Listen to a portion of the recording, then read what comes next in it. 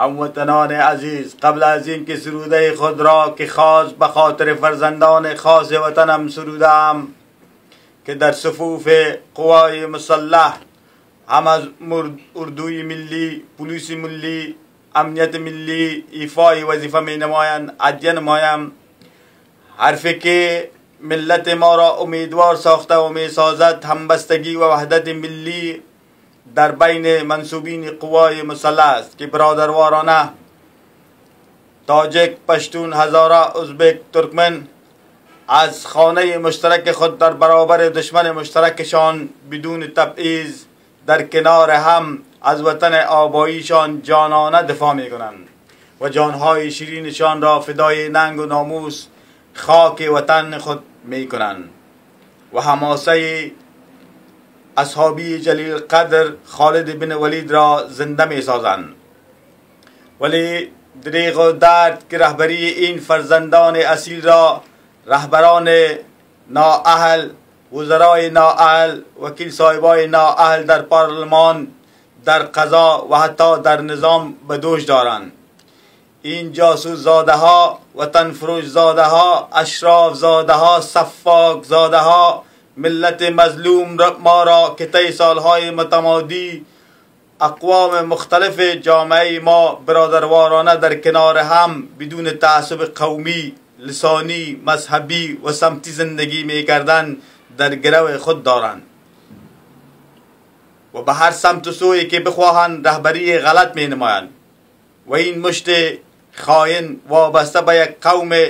نیست بلکه مربوط تمام اقوام ساکن افغانستان می شوند که گاهی در ریاست جمهوری به یک دیگر طعن و لعن می دهند و گاهی در پارلمان مشت و یخن می شوند، می خواهند به دستور بادارانشان وحدت ملی ما افغانها را تخریب نمایند. پارچه شعری را که تحت عنوان آرزوی دلیر مردان سرودم بسم همه جوانان که در اردو ایفای وظیفه می نمایند هدیه می کنم. حالا که جان شدی مرا جانان بگو، نبض و قلبم شدی مرا یار جان بگو، لب و زبان گیرم رخسارت به دندان، روزی که تنها شدیم مرا شای جهان بگو، جان و قربان بگو، صدقه و گاه مهمان بگو، چرا بچه افغان بگو، مرد میدان بگو، لباس شیران وطن به حفظ وطن دارم، تو دانی غیرت افغانیم مرا مرد قهرمان بگو، گر لحظه غافل شوم از حفظ تو وطن دارانم، جان و قربان نگو، صدقه و هیچگاه مهمان نگو، گر مردانه سر ندهم در راه حفظ وطنم،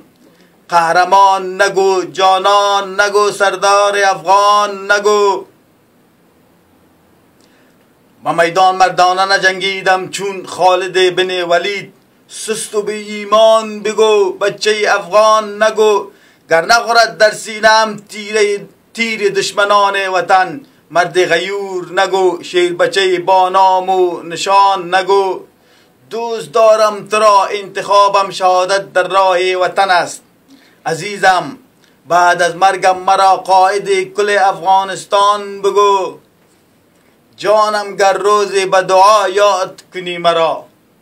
درود بر روان پاک کل شهیدان بگو، گر پرسند که چی شد فرزند غیوری افغان، برایشان حدیث حب الوطن من الایمان بگو. تشکر.